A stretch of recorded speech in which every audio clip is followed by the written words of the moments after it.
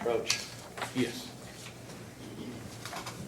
And these are the same motions on two additional cases the council has on for this morning, Mr. Marcus Montgomery and Mr. Philip Bryan. And it's the same argument, Your Honor. All righty. I would imagine the same rule. Which one you want to take up first, Brian? Marcus Montgomery.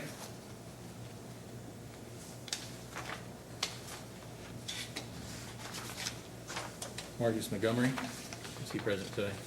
No, Your Honor. Larry Foreign on behalf of Mr. Marcus Montgomery. Again, council would like to make the same argument.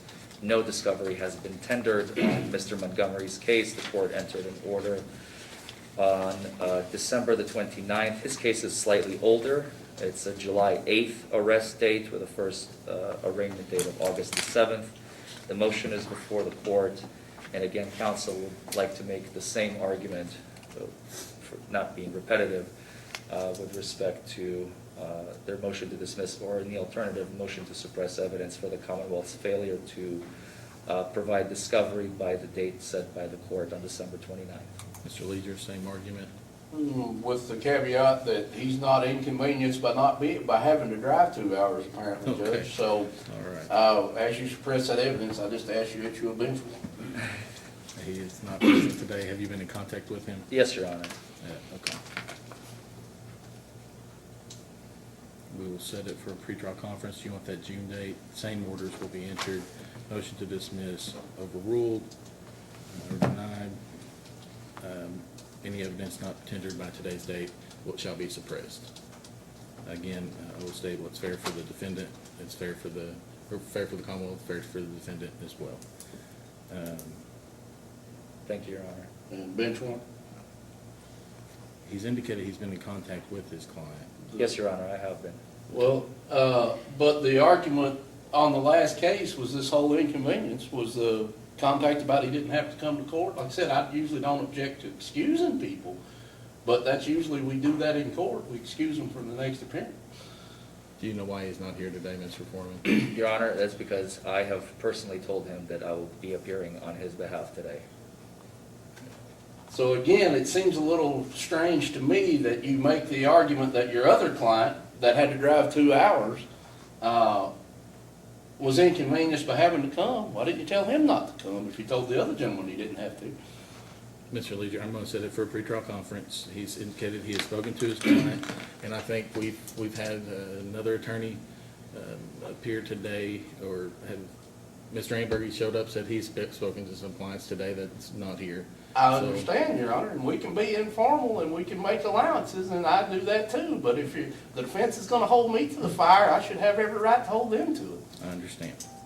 He will need to be here the next day.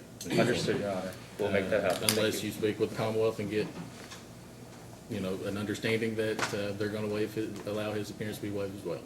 Understood. What day would you like to set that?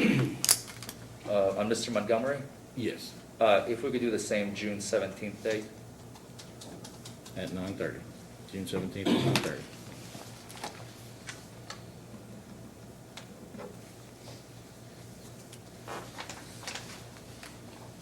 Next case. And the last one, Your Honor, is Mr. Philip Bryan.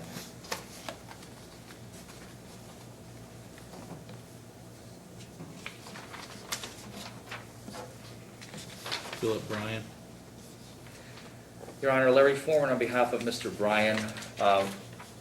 This one is going to be the same motion, motion to dismiss for the Commonwealth's failure to provide discovery. Once again, I already anticipate that counsel is going to say Mr. Philip Bryan is not here, and yes, he is not. I've been in contact with him actually as recently as yesterday evening, and I informed him that I'll be appearing today and I'll be making this motion before the court. Mr. Montgomery was arrested on August the 6th, and his arraignment was on August the 7th. So this case is more akin in length to Mr. Simonin. And again, for the failure to provide discovery by the court-ordered date of December the 29th, counsel would request that the court dismiss this motion, or, excuse me, dismiss this case, or in the alternative, suppress all evidence in order to remedy the Commonwealth's failure to provide discovery by the court-ordered date. And as far as I anticipate, again, the motion for a bench warrant by opposing counsel, I will make sure that Mr. Bryan is here at the next court date so we can do a motion bench warrant for June the 17th. Mr. Leader? Your Honor, we've made the same arguments. We know where the outcome's gonna be. I do think, though, that it was a little bit underhanded to start with the one that the guy was here and then note to the court that what a huge inconvenience it was when he obviously told his other two clients they didn't have to come. I don't know why he didn't tell the guy that drove 2 hours.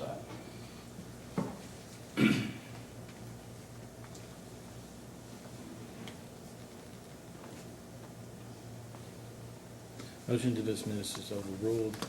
Any evidence not previously turned over by today shall be suppressed.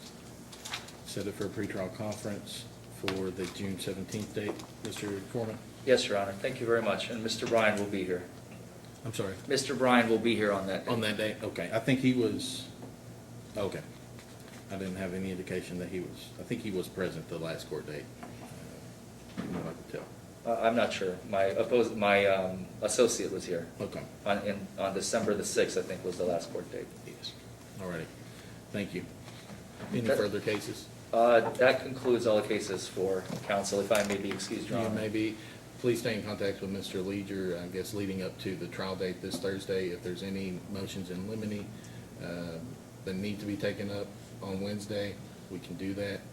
If not, I don't know that there's any reason to call the case on Wednesday, is there, Mr. Leader? Not that I'm aware of. Okay.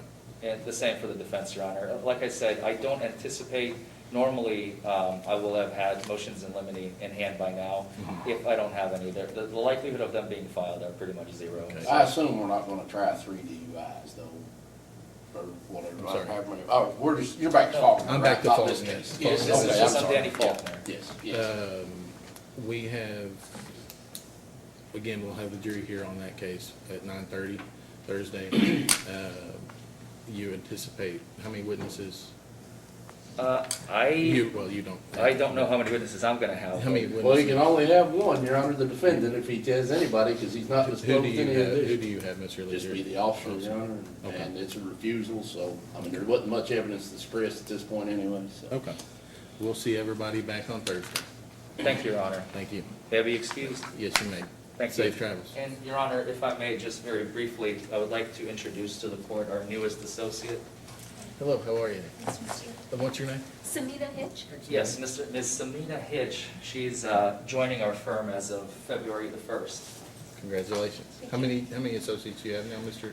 Foreman? Well, we shaved a couple off, Okay, and we are now down to 2 associates. okay, all righty. Well, it's good to meet you, Thank and we'll see you all, I don't know if you'll be back with him Thursday? Okay, I will. Maybe, all right, all right. Did you go to U of L? I actually went to UC Davis. Okay, great, fantastic. There's a public defender over in Pulaski County that went to, I always forget, I think it was UCLA. Oh, cool. There, she worked in California for several years and now is back. She's from Knoxville, so she got on at the public defender's office here in Kentucky and Somerset specifically, so, kind of close. She can travel down to Knoxville to see family, so. Oh, that's cool. Well, good to see you. Yeah, good to see Mr. Foreman, good to see you, sir. You too, sir. Thank you very much. All right. What case are you here for? Take care. Morning, Your Honor.